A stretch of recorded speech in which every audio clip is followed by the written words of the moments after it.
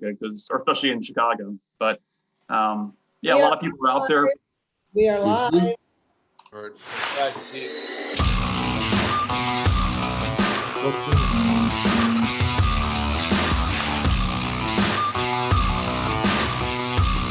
I like.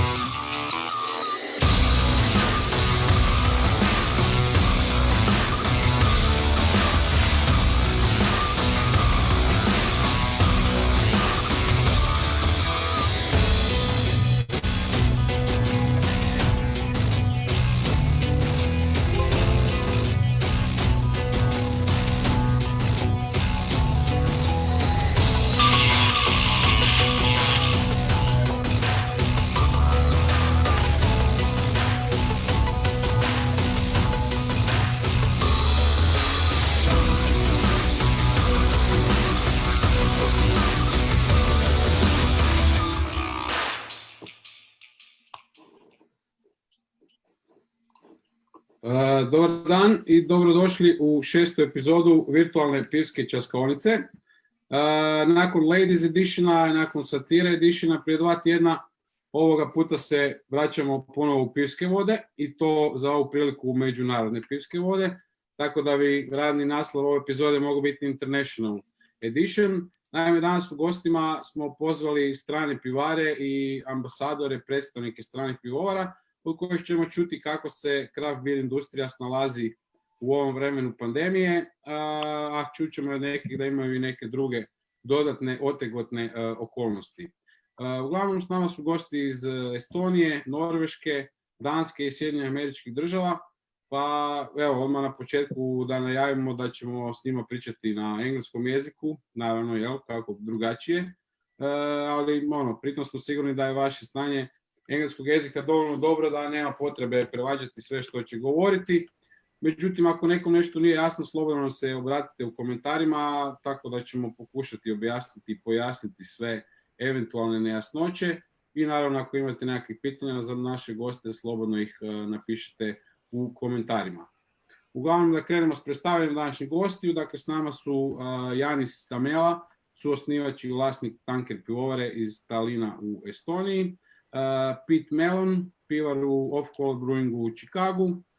S nama je Aidan Wind, koji je craft beer ambasador, predstavnik LERVIG pivovare iz Stavangera u Norveškoj, i Daniel Pedersen, predstavnik Mikle pivovare iz Kopenhagena u Danskoj, i Petra, vjerojatno već znate, Petra Nauković, naš operations manager u pivovari Medvegrad, jedan od 4 sina iz obitelji vlasnika koji već niz godina zajedno sa svom braćom radi u pivovari. Hello everybody, welcome to our talk show, guys, and cheers. Yeah, so we'll start by introducing you in a few sentences. Janis came the last one, so we'll start with him. Basically, he's a CNO and co-founder of Tanker Brewery from Tallinn, Estonia. Janis has more than 20 years of experience in engineering and management in the IT telecom industry, and also 25 years of experience as a home brewer. Obviously, craft beer world was more attractive for him since he has dived into the craft beer world from the first days the craft beer wave started to roll. And nowadays he's responsible for daily operations of the company. And at the brewery, you can see him basically everywhere, always helping, improving, teaching, fixing things, and supporting the whole brewery crew. Hello, Janis. Hello. Yeah. We met last year when you came to Fakin Craft Fest. Right about this time, it's 1 year since the Fakin Craft Fest. How was it for you? What do you remember mostly from those days? Oh, it was a great video actually about the coverage about the festival. So all the good memories. Hey, lots of good beer, cozy atmosphere. Everything was super nice. I didn't know much about you guys before, only what I saw from Funderbeam. You had the funding round before us, so we're looking into the same way to fund our expansion. but yeah, I was really surprised about the beer, about like easygoing festival you guys had there. I understand it wasn't so crowded. Maybe like you were a bit afraid in the beginning, but yeah, it was quite hot those days. So yeah, maybe we were expecting a bit more people, but because of this year's edition was canceled or postponed, right? Whatever you like, I'm sure next year we're gonna have a lot more people, and looking forward to seeing you back in Zagreb. Awesome, yeah. And of course, once the traveling is allowed, I want to visit you guys again. But yeah, you almost came over to our Tankerfest in August as well. At least your beer was here, so it was really good. One thing I remember from the festival, just a quick reminder, this is it was really hot, and it was really good to go inside the cellar bar and have your hoppy lager. I still remember the taste. So, cheers. Excellent, thank you. Off to Pete now. So Pete is a brewer from Chicago. He got his start working in New York City, then went less conventional route, spending time at Czech breweries learning about Pilsner. This brought him to Serbia and Croatia, actually, brewing with Cabinet and Visibaba, and then eventually led to being part of the brewing scene in Vietnam. And then now he is back in Chicago as a part of a small team at Off Color Brewing. Hi, Pete. Hello. Hello, hello. So apart from this COVID-19, life in Chicago is not easy for you because, yeah, apart from COVID, you have these riots on the streets, you have Trump. So how is it living in the USA these days? Well, it's good to work at a brewery because you're able to drink a lot of beer to kind of make up for all the negativity. So that's one thing. But yeah, it's a pretty interesting time. I mean, a lot of kind of negative things that are happening, but I feel that at the most part, people are kind of realizing that, especially in the US, there needs to be some kind of change. So I feel that all these protests are for a good reason. And yeah, ultimately, you know, it's a sunny day right now in Chicago. So you kind of enjoy the little things while you have them. Okay. Do you maybe wish you were back here in Croatia? Oh, absolutely. Chicago, we have a lake here, but fresh water is not so great. The entire coast of Croatia, I mean, you could go from island to island and hop around a different city. So it's a way better place to be for the summertime, I think, Croatia than the US. But, you know, for right now, it's okay. Cool. Today with us is also Aidan Wind, craft ambassador, a representative of LERVIG Brewery from Stavanger, Norway. Hello, Aidan. Hey guys, how's everybody doing? Cool. So when I was writing this introduction, asked you for a bit more info. You wrote me, you are known as Barry Huffman and Lervig Duffman. So you have many personalities, right? So who is it with us today? Is it Aidan or somebody else? It's just Aidan. I'm a simple man. Really happy to be here, guys. I love Croatia. I got a mad respect for your country, and I love the islands. Cool. We see you at the bar. So what are you doing there?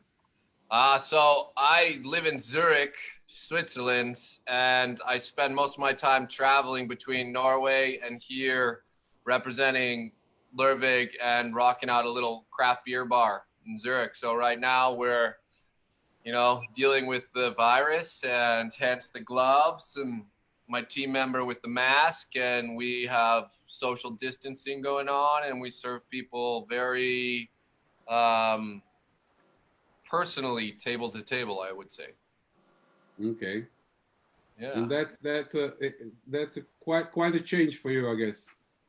Yeah, so this bar has been around for 6 years, and we've never had a menu. We've never done table service, and we've always kind of had a fuck you attitude.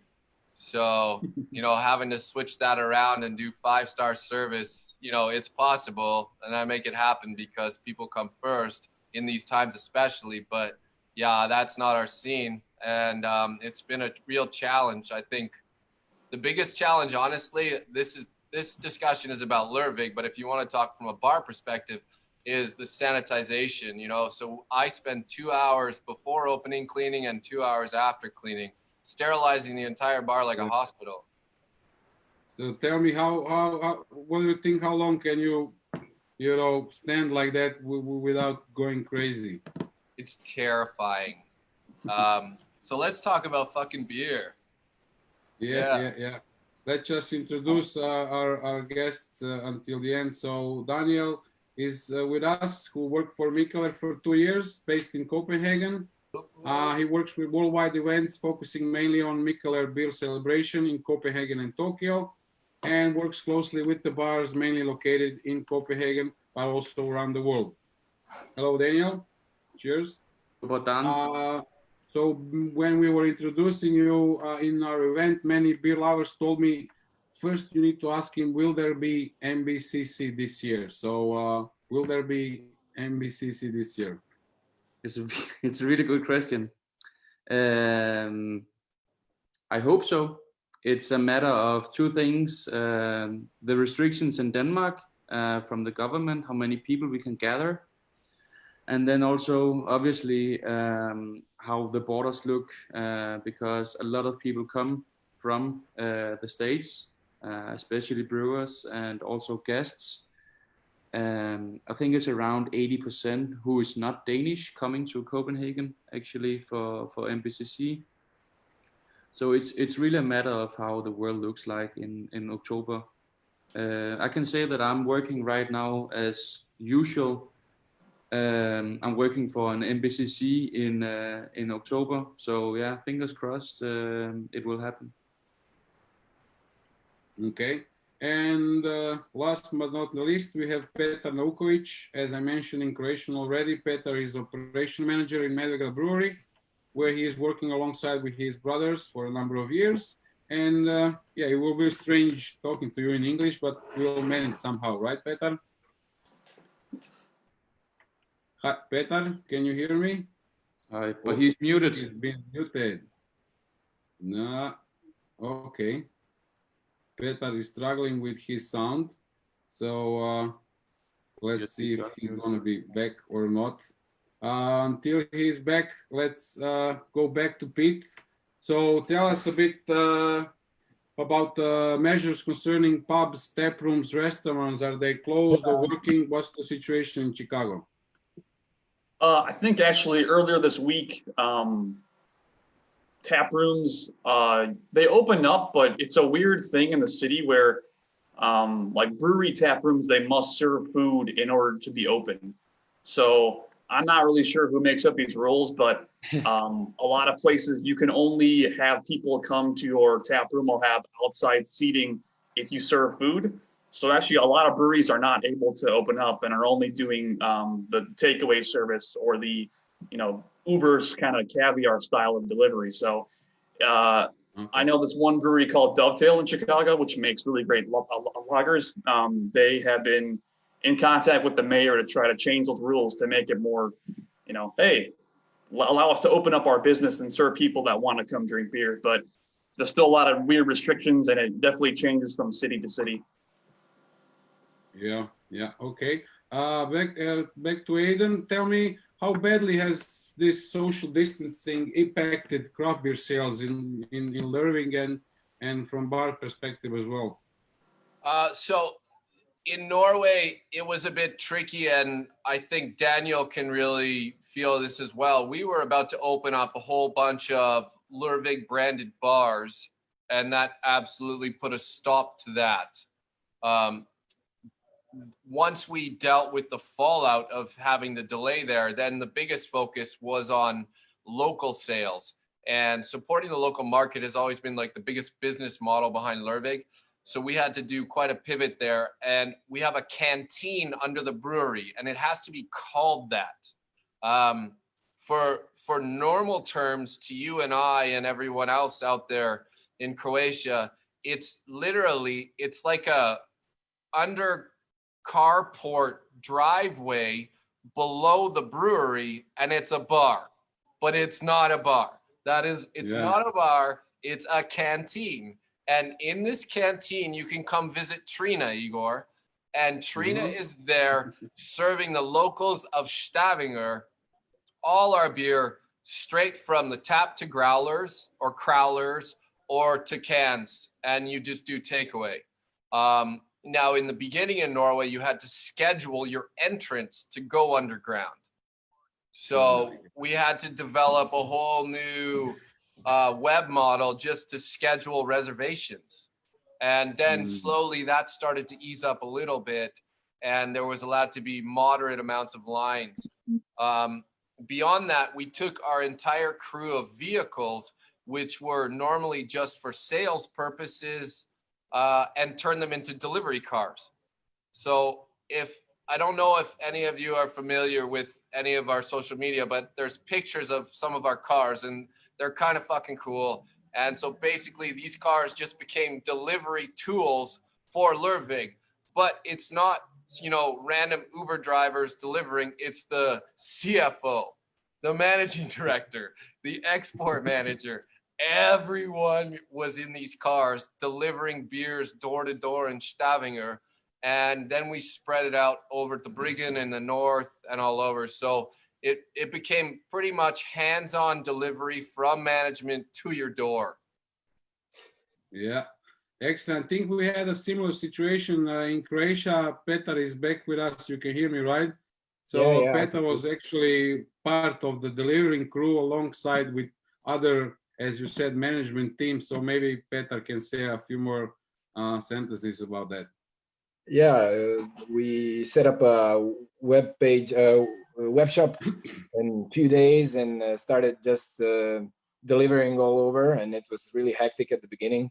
We used some cool software also from colleagues here from Zagreb to optimize the routes and everything, and it worked really fine. And the thing that we had from the beginning, we delivered beer cold to be possible to drink as soon as you get them. So people really reacted great with that, and yeah, it's going still, right? Even though the bars opened and everything, but yeah. Exactly. Hopefully that's gonna be. Yanis, so, Sorry. yeah. Yanis, can you hear me? Yeah. So tell us approximately how much business have you lost as a result of the coronavirus pandemic, and did online sales help you in what way? Well, basically, we had an online shop which didn't work. We sold like maybe 200-300 Christmas calendars last year, but that was it. But the platform was there, so starting an online business was super easy. It took like for me 2 nights or 2 evenings, and it was there. A bit of tuning, a bit of SEO, and of course, thanks to our investors, we have more than 500 of them. They all ordered. We promoted some online services in local areas. I did the deliveries. Actually, I still do the deliveries now to local community. And I think the result was that we sold directly, of course, more than ever, but we managed to have like half the revenue. So you can say half lost or remain half, which was actually, looking back, it was pretty good. Yeah, I would say that's good. Yeah. So like just minimizing the damage. But now after, in May, the situation was already much better, and also the groceries started to sell. So, and we got some orders from Europe. So slowly, I would say, this online sales hopefully is remaining. So meaning that this is actually additional, and it's direct sales, meaning that it's a higher revenue or higher profit sales for us. Absolutely, yeah. So opened up a new channel for sure. Exactly, and actually we are talking to people who we never talked before. So we are actually reaching people on countrysides who can order, we post it, and it's there next day or in 2 days. So I think we have to see some good things in it. But of course, it's hard for all the breweries in in Europe, or actually in the world. Yeah, everywhere. And whoever has the funds to survive the whole hard times, then these guys are strong. Yep. Over to Daniel. So tell us from Mika's perspective, how have you responded to the challenges that COVID has presented, and what's the situation with online sales in Denmark? I mean, it's a big question in many ways, because a lot of things happen to our company since we have a lot of retail. I think we have a lot of around 50 locations around the world, and 20 of them in Copenhagen. We closed down 2 of them in Copenhagen because of the coronavirus. It was 2 restaurants. And actually, today we opened another bar in Tokyo, just today, and in Shanghai next week. So Mikkel, he would like to get back to where he were. Mikkel is he's a strong believer, and he is willing to fight a lot. So we worked on the 2 locations in Shanghai and Japan. And we're more than ready to fight for next like chapter of the world, and that is also opening new bars. And regarding to our online sales, we have had some of the best months ever in our world. Excellent. In our web shop. Good to hear. Good to hear. Pete, in America there are around 8,000 craft breweries altogether. Do you think, like, how many of them do you think will survive all of this? And did your government is helping you in any way to stay on your feet? Yeah, I think you will see probably a lot of breweries that can't make it through this period. I think we've already been in 2 or 3 months so far of this whole COVID situation. So I know of at least 2 in Chicago that have already closed down. The government, they did do a couple things for small businesses, so you can get, a certain amount of dollars for this kind of loan, and also for payroll. So the ones that are still open, you can actually like pay your employees for the full 40 hours. So it's pretty good. But yeah, I think that definitely there will be some, not sure what percentage, but maybe something like 8% or something of breweries that won't make it through this whole period. Especially the ones that don't have any kind of packaging unit. So granted, bars are starting to open up more and more now, but if you are not able to package your beer by yourself, and you're simply relying on some kind of outside mobile canning unit to come in, I think it's a definite challenge for a lot of people. Yeah. So Aidan, we heard a little bit what our breweries doing to keep their doors open, and how is it working. But what do you think is going to happen after this pandemic? Will it recover quickly, or will it be unrecognizable? What are your thoughts? Honestly, from my heart, my worries go out to all the independent business owners who are brewers in Europe who have, put their entire life savings into this industry. So I feel very, I think, reticent to make any remarks there. What I'm trying to do is to support the brothers in arms that I work with to survive, and I really hope that those who've just started businesses have some types of means to pivot, because I don't think there's any clear path for what's about to come. And I also think that the firings are just about to begin, and the closures and so on. We won't see the fallout, the extension, the extensiveness of the fallout for a period of time. So, I mean, I feel like I'm walking on the worst to happen. Sorry? You expect the worst to happen, right? No, I mean, I want to I don't want to sugarcoat anything. I just, you know, it's baby steps every day, and I really, every dollar counts, whatever you do, you know, like don't go out and buy a new cell phone because you think you need the new Sony 11 or Apple 11 or whatever it is. Like focus on the future and hold tight, as they say in sailing, like hold tight, because it's going to be a rough ride. And I just, my main concern is once it is over, if it's ever over, when we go back to the next big festival like Daniel and NBCC, it's like, who's not going to be there? And those are, when we go there, we're going to be like, fuck, it's going to be like a fucking funeral, you know? So yeah, I don't want to shine anybody's shoes, but it's definitely never anything that any of us thought we would see in our lifetimes. And I think I'm definitely the wrong person to ask this question. Okay, let's go over to Petar. Yeah, similar question. Looking ahead, what will the beer business look like in this, what do we call it, new normal situation? What do you think?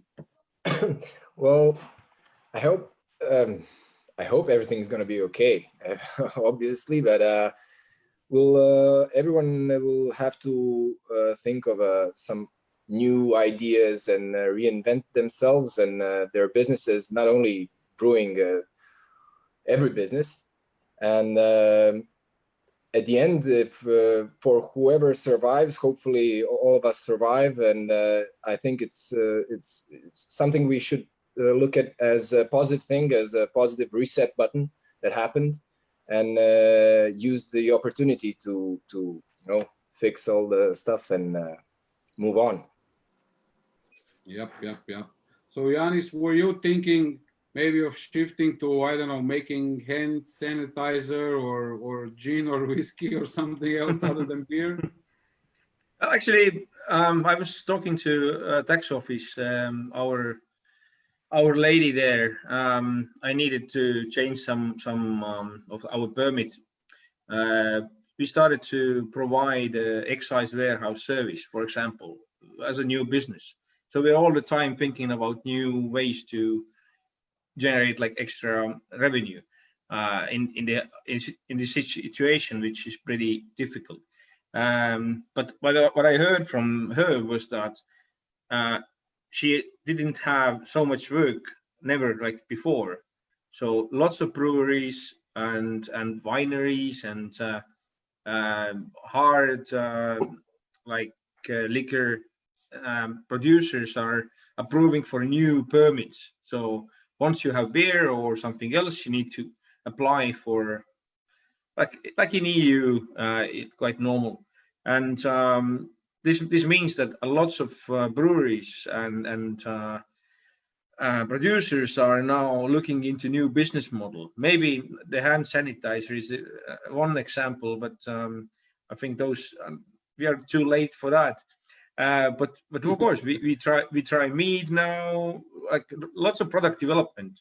We came out with 2 new flavors with alcohol-free beer.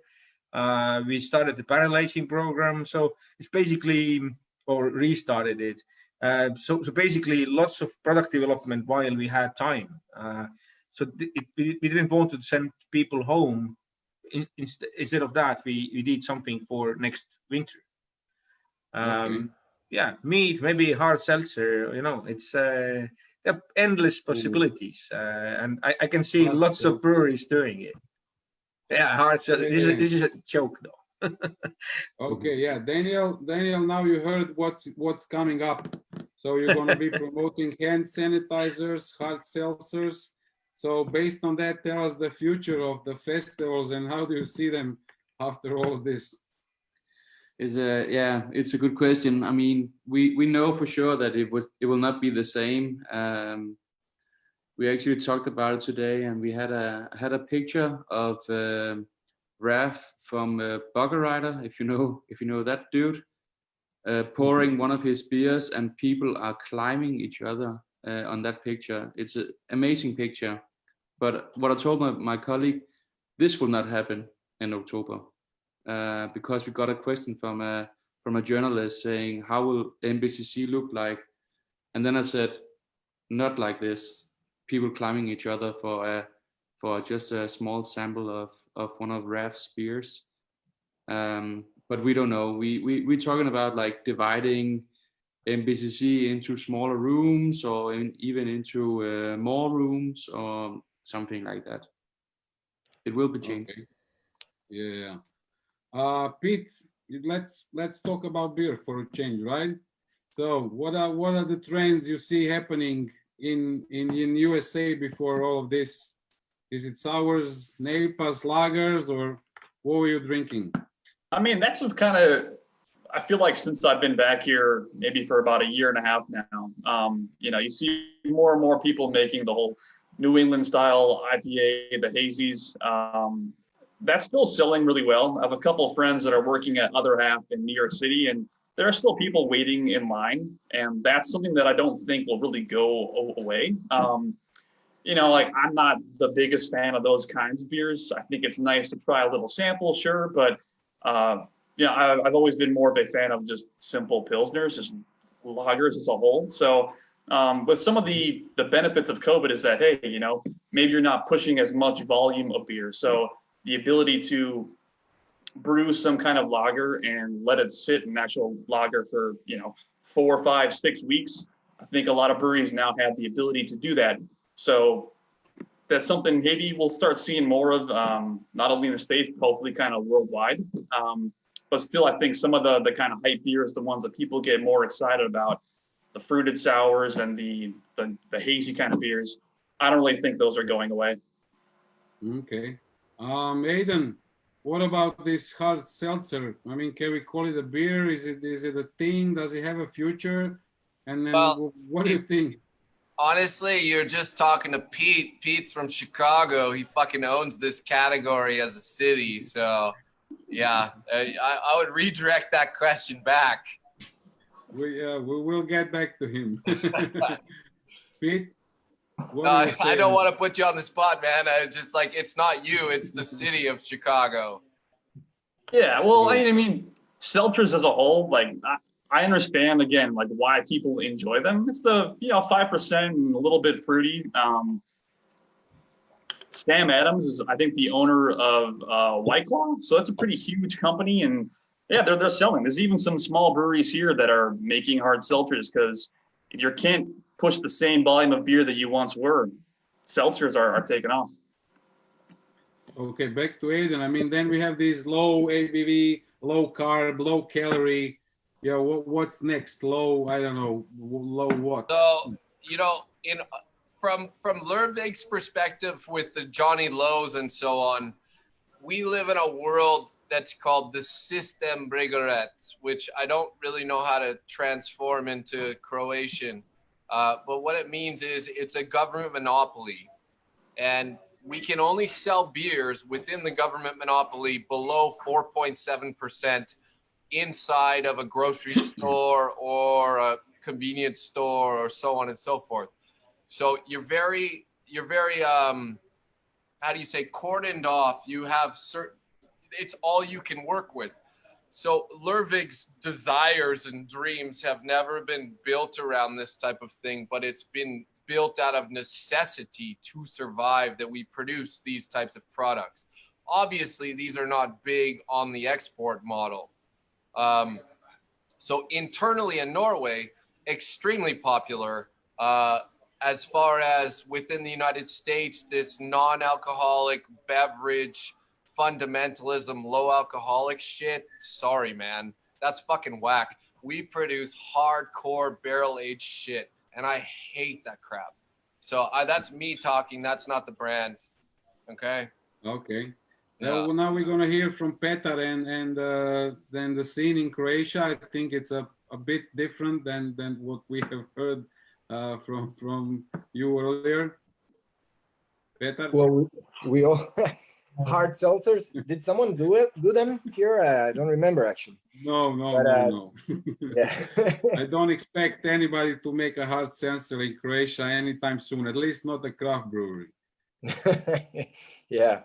Well, yeah. I don't think. Well, you know, but low alcohol beers might start a bit more, I guess. We had some 3-point something beers, and they were accepted really good, and I really like them. And but alcohol-free beers, or I don't know. I'm not sure if we're gonna brew them anytime soon. Yeah. Yanis, what beer do you sell the most, and how did the people accept those alcohol-free beers that you made? Oh, of course. We started off with our bestseller. Our bestseller is a beer called Sauna Session. It's made with birch whips or birch leaves. This beer has really kept our lights on from the beginning. And natural way to do some alcoholic-free beer was to make a clone of that one. There was actually two sides. One is not that we love to make those alcohol-free beers, or it tastes better than the original, but we have also strange rules from advertising alcohol or beer, and this is one way to get over it. The beer has the same name, except it's called Zero in the end, and we can do all sorts of campaigns in Facebook. We can draw beer, we give away free beer, we can advertise, this is one way to do it.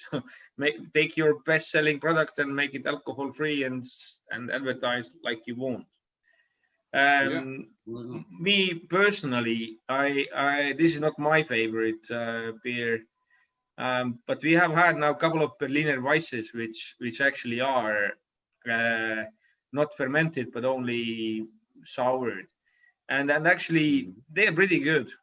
In a hot day or while driving, it's fine to have one. But fruited Berliner Weisse. So I see great opportunity in that one.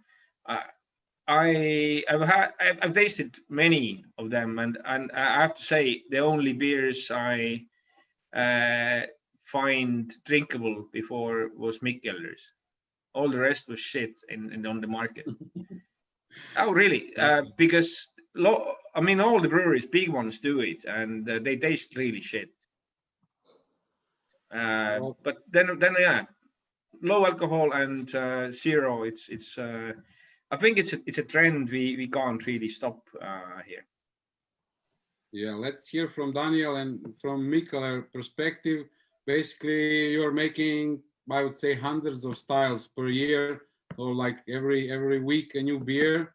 So what are your best sellers, and what are your thoughts on styles that are that are selling now? Yeah, well, we also it's not a new thing for us. I mean, in 2016 or something, 15, we invented the drink in the sun that most of you maybe have tasted. That's a non-alcoholic beer, and that's the best seller of Mikkeller products all time. So it's our best seller is a non-alcoholic beer, and that's on top of the list every year. And we just got a count today, and we have 16 different non-alcoholic beers. And the latest is we have a limbo cereal, which is a cereal with different fruits. So like we have a blueberry version, lime, yuzu. I drink it every day. It's as you I just say, saw you finished. Yeah, I just saw you finished the can. Can you say what were you drinking? Yeah, this is a lager style. So, but I'm very close to just quickly run for another beer in my fridge soon. Okay, we'll wait for you. No worries, but for sure for us it's also low ABV beers that is selling a lot at the moment. Okay, until you go grab a beer, we go over to Pete. Pete, you've been in brewing in America, and you spent what 2-3 years in Vietnam, and obviously in Europe.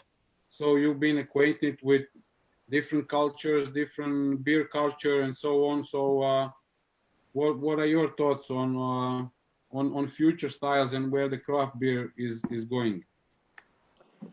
Well, I think that still people are drawing a lot of inspiration from what's growing around them. Maybe that's something we're going to see more of, at least in Vietnam. A lot of brewers where you kind of make some of the classic blonde ale, you know, like a West Coast IPA, even still some of the more trendy beers currently. But a lot of people were trying to take things from their local environment. So Vietnam is such a wealth of tropical fruit that anytime I'd go to the market and see what was available, you just kind of get bombarded with these, you know, large things like jackfruit or really colorful kind of pink things. And it's a whole spectrum of just interesting flavors that I don't think had really been utilized yet.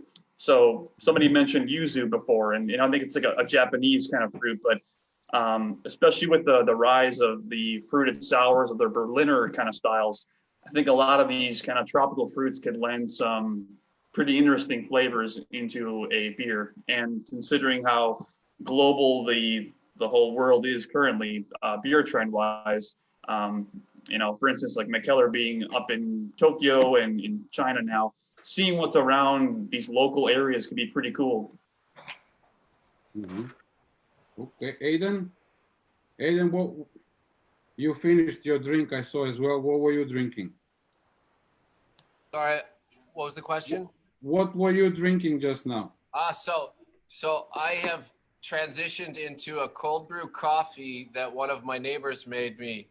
So we started with Dryfontein and Kriek, and then a freshly canned IPA that was made today in Zurich, random, and then onto some bourbon, and now some nice. So it's a beer cocktail, right? Yeah, we're mixing it up. I mean, this is a talk show. You got to get in the game. Cool. So what's the popular fruit in that you are using in LERVIG these days? As far as things that we're interested in this year, which, is going back to the fundamentals is is it too loud in here now? No, it's fine. Okay. It's okay. Barrel aging is always been the basis of the brewery and the high test stouts.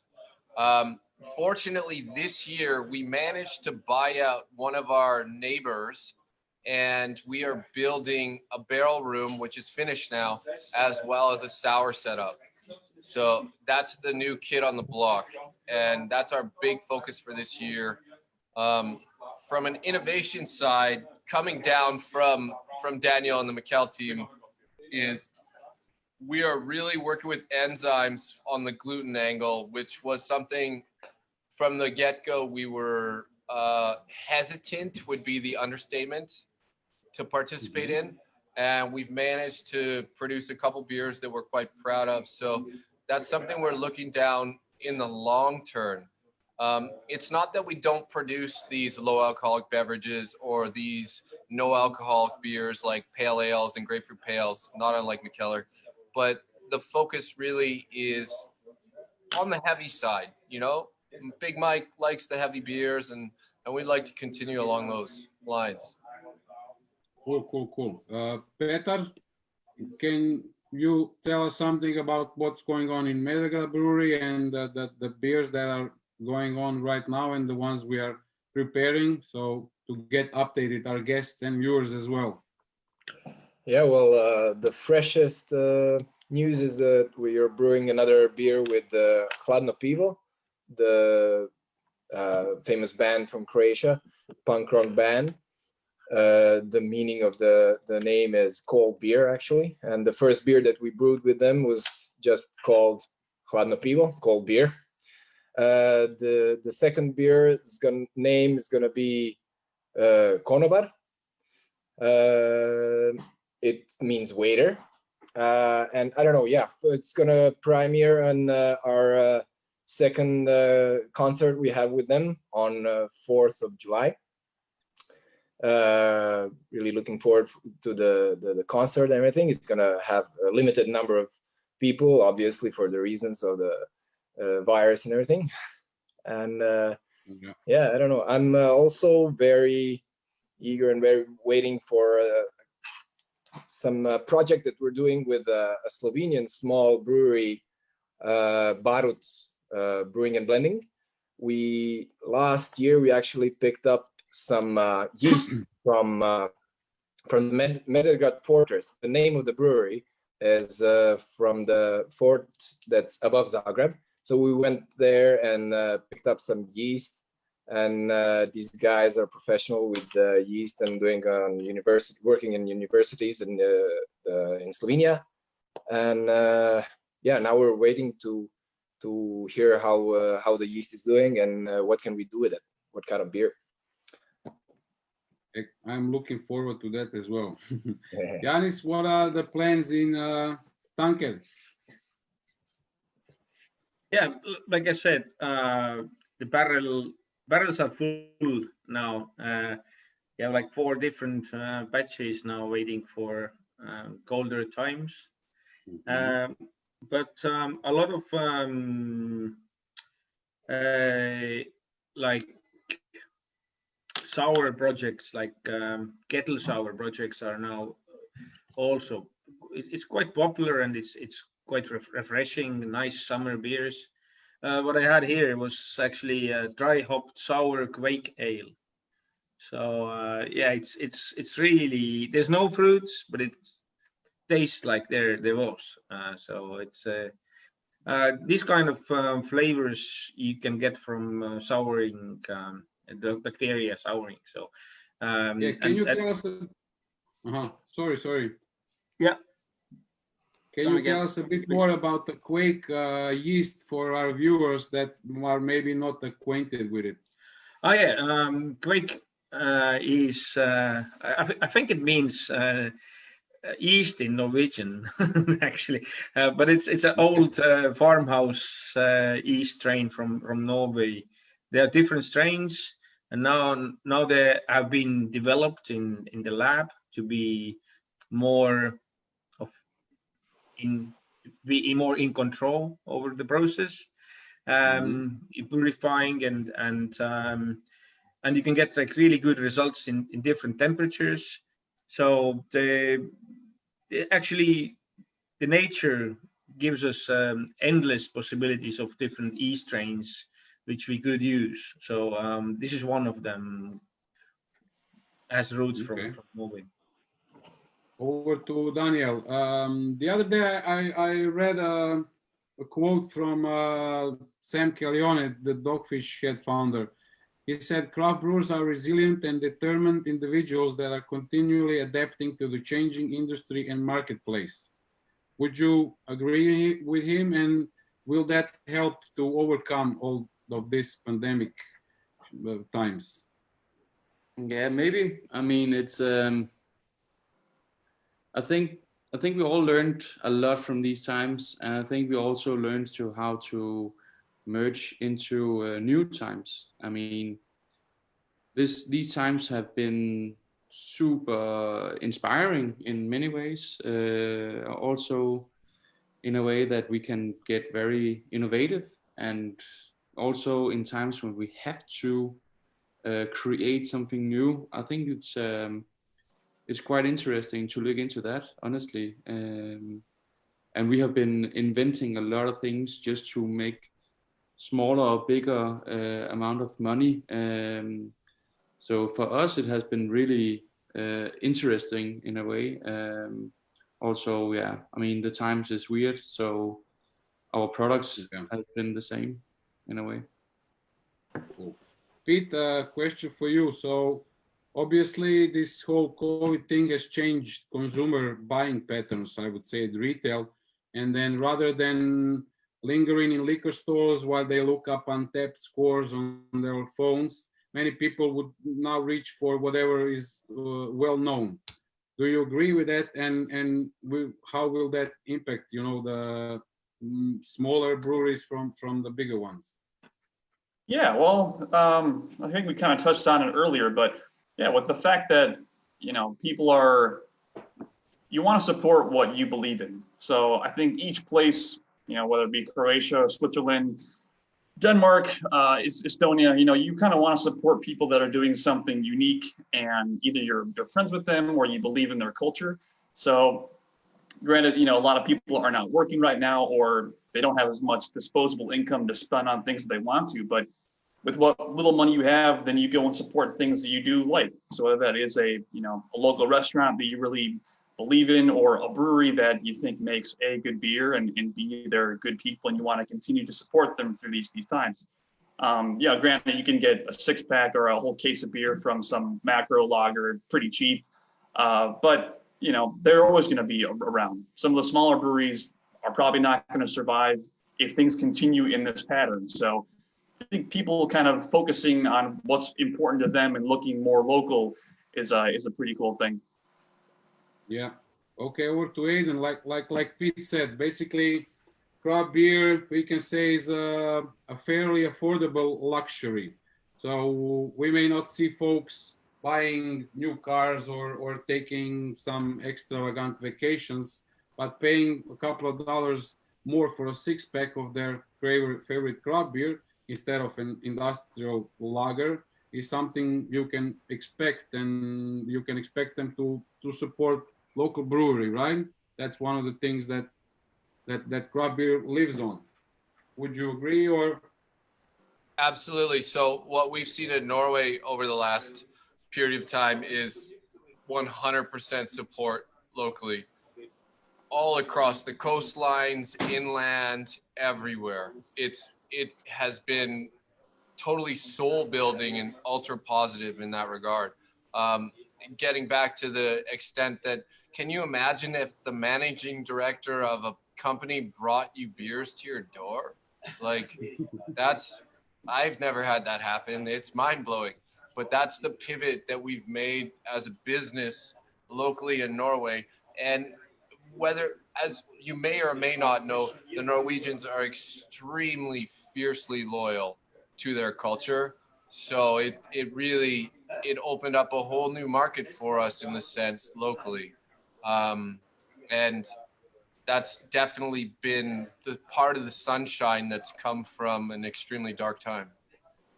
yeah, so how do you go back from having a manager of the brewery delivering you beer to back what it was before? Well, in Chicago, I know what I would do, but I don't think that works in Norway. So yeah, it's going to be interesting times, and I think it's an extreme challenge these days to physically or emotionally touch your guests or your clients or the people who are fans of your product. And with that challenge also comes like new rewards. So we've definitely seen a lot of positivity in that regard, both locally within Norway and internationally in Europe. Okay. We have a couple of more minutes left, so we'll go with your last words, let's say so. So Petar, any advices, any words you would like to say to our viewers at the end, and what can they do to support their local and favorite brewery? Yeah, well, definitely support local. Buy and go enjoy the beer. A lot of great breweries in Croatia and elsewhere, obviously. I don't know. I just wanted to say that the center of Zagreb is really safe now after the earthquake. So please come to our pubs. Still no trams there, but no worry. Yep. So Yanis, how about Tallinn? How are people back on the terraces in Tallinn? And their terraces are open. We have 20 degrees Celsius, which is probably almost the maximum in Tallinn all year. But people are still, I would say, a bit afraid to go out, and they're getting all the safety measures in place in all the bars and restaurants, which is good.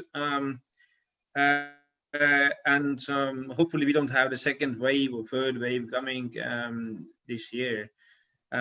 So yeah, what can I say? The prices have dropped and people can go out much cheaper.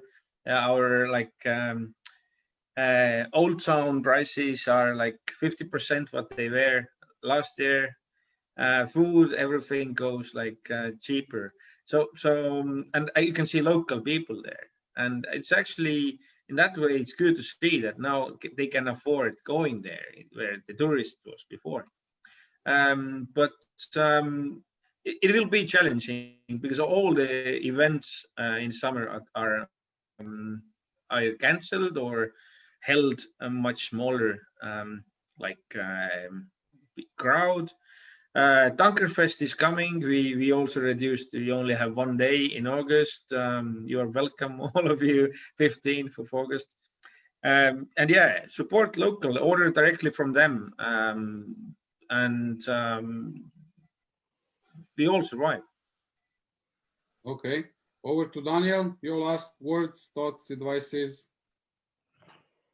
I mean, I also I agree.